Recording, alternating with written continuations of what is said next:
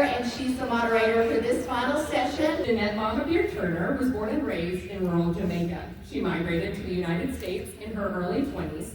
She is the biological mother of a daughter named Sophia, who is 8 and is almost always right by her side. Her husband, Matt Turner, is the owner of Luby Larry's. She completed her first degree in Jamaica, Hospitality, Entertainment, and Tourism Management, and her second degree in Business Management and Leadership at Jamaica Nazarene University, and is currently pursuing her Juris Doctorate. Danette is a serial entrepreneur, motivational speaker, women's advocate, domestic violence survivor, philanthropist, certified life coach, published author, and a talk show and podcast host of Voiced Thoughts. She is also a producer of her other TV program on Channel 2, Voices of Victory, a program dedicated to domestic violence awareness. And now I need to add things to my resume.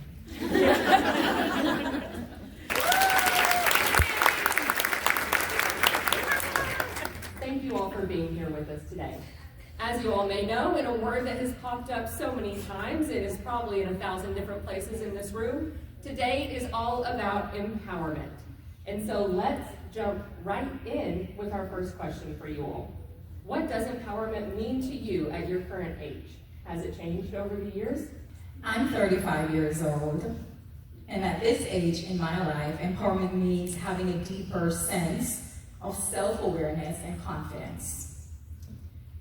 And that's in my decision and my actions. It's about taking control of my own narrative. What my story is, I get to write that story every day. And it supports me setting those boundaries for my personal well-being. And so as I've evolved into this amazing age, I've learned a thing or two. And that's from my own personal experiences. And in addition to that, empowerment for me is also uplifting other people. It's not just about uplifting yourself, but it's the people around you that you're bringing up with you. You're holding their hands and you're taking them with you on this journey. Just want to shout out to that one lady in the bathroom just now. I was trying to use that 8 minutes to take a little potty break. And that's exactly what empowerment means to me. I have a romper on. And so, struggled this morning to put it on. I made it because I was home alone. But I went to the bathroom, I had 8 minutes to get myself together, get my act together. And I'm in there, and I went into the stall, took my shawl off, and tried to zip myself down, and I couldn't do it. And I ran back out of the stall and said, "Hey, could you zip me down?" And so she did. "Where are you at? Put your hand up." There she is. And so she unzipped me, and I ran back into the stall, and I came back out, and there she was. We finished at the same time. And she's like, "Do you need me to zip you back up?" That's empowerment. That's empowerment to me. It's the little things. It's not just serving yourself, but serving others and bringing others up with you. And that means a lot to me. Life seasons all come with unique sets of demands, and oftentimes it feels like we have way too many demands to juggle, and we have talked a little bit about balance, but I'm curious as to what your all strategies are on trying to balance things, or looking at you, Sandra, if you've just given up entirely on balance. Just thrown it out the window. And so, Danette, would you lead us off in any strategies that you might have? All right, so how do I handle balance and the strategies that I use to use balance in my life? I'm a serial entrepreneur, I'm a wife, I'm a mom. And most of you here are business owners, professionals, wives, and moms. So it's a lot. And thank you so much, Katie, for being so authentic with where you are with balance. And so for me, balance is definitely challenging. It's challenging when you're juggling more than one thing. It was easier for me when I was not a wife, and I was not a mom, and I was just living the dream. But now I have many different hats that I wear. And so I've learned that effective balance comes from a combination of clear priorities, setting boundaries, and through self-awareness. And so for me, what priorities I'm talking about and those boundaries that I'm referring to is to avoid being burnt out, like self-care. And a lot of us, it's like, okay, what's self-care? Self-care doesn't have to cost a dime. You know, we can do the Botox and we can do the massages, but self-care could be a longer than usual shower. You know, let the kids call out for you. Lock your bathroom door, you know, put some essential oils, you know, turn a candle on. And I've been very intentional about that because of how crazy my life can get. So it doesn't have to cost you $1 to do these little things. It's like sitting in your car, get somewhere a little bit early. Sometimes I'm driving on 2 wheels, trying to get from location to location, trying to support all my friends in this room and in the community, and just advocating and volunteering, and it can become overwhelming. And so for me, getting to that destination 5 minutes early and just stop for a minute, that is self-care. That helps with your balancing as well. You know, again, I talk about setting those boundaries. Everything in your life is not urgent. So being able to identify what's urgent and identify what's not. You do not have to respond to every email immediately. Take time for self. So that's one of the things that I've learned. Mental health is a big one for me. You know, I think we all have to take care of that because we can see how we can blow up on someone because we are overwhelmed. And so taking that time to recharge is very, very important. You would not, I mean, a lot of people would see me and say, oh, when do you get to sleep? You would be surprised that I would leave a meeting and I have another meeting in 45 minutes and I will go home and take a 20-minute nap. Try me on that. So taking those little time, you know, for yourself is so very important. And so for me, that's how I help to balance my life. Thanks, Danette.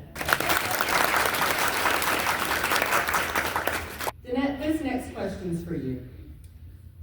We go to a lot of events for work. The chamber, we're always out and about. I think Danette goes to more chamber events than I go to chamber events, and I'm over chamber events. But then I get on Facebook and I see that she's been to 10 others in addition to my one. Danette, being recently new to this community, you've gotten so plugged in so quickly. What is your top tip on how to accomplish that, how to get plugged in? Because I'm sure that there are so many people in this room who do have that desire to get more plugged into our community. Thank you. Yes, I've been here in Paducah for a year and a half now, and what I've accomplished is mind-blowing even to myself. I'm very big on community.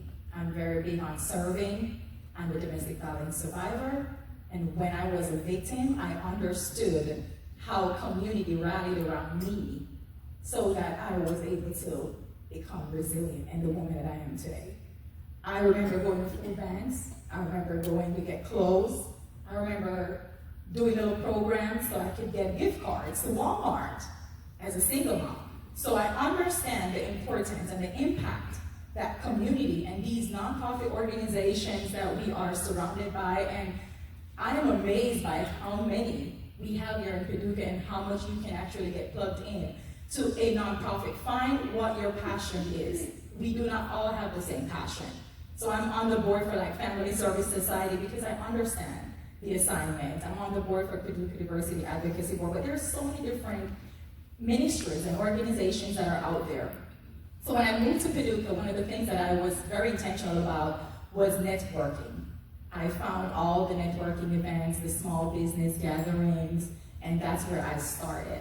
I started shaking hands and started introducing myself and what was passionate to me and who I was. And so I think that helped me and helped the people that I've met to connect me. So there's a lot of connectors in this room. Shake hands with people, introduce yourselves, and share your passions with them. And you'll be surprised how those same people can connect you to things that are aligned with your passion. Thank you, Danette. I don't know about you all in this room, but I can take all the advice that I can give. Is there a piece of advice that you would give to other women who are currently in your season of life? Danette?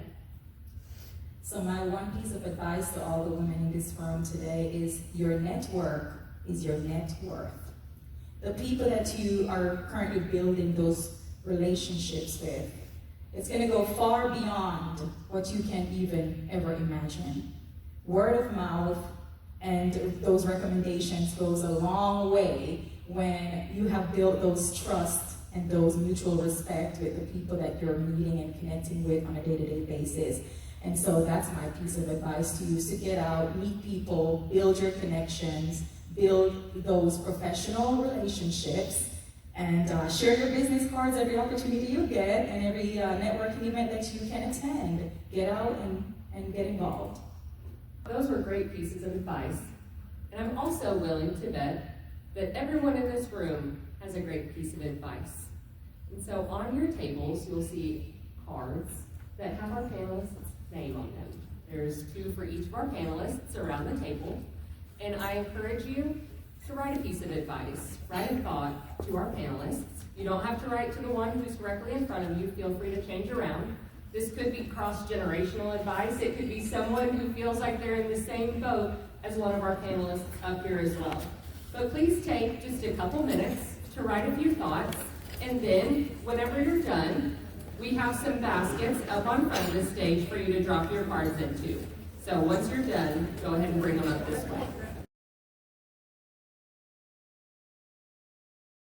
Thank you all, Darlene, Tammy, Danette, Erica, for being on the panel. I think it was a wonderful way to round out an amazing conference. Thank you all for being here today, but please help me give a big round of applause.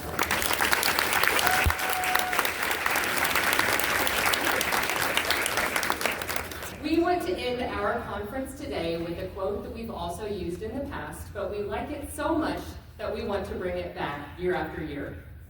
Women need other women in their lives who think they are a big deal. No competition, no backhanded compliments, no backhanded comments. We like compliments. No jealousy, no hate. Just I love you, I support you, and there is no one on earth like you kind of energy. It's a good quote. Does everybody have some of those women in your life?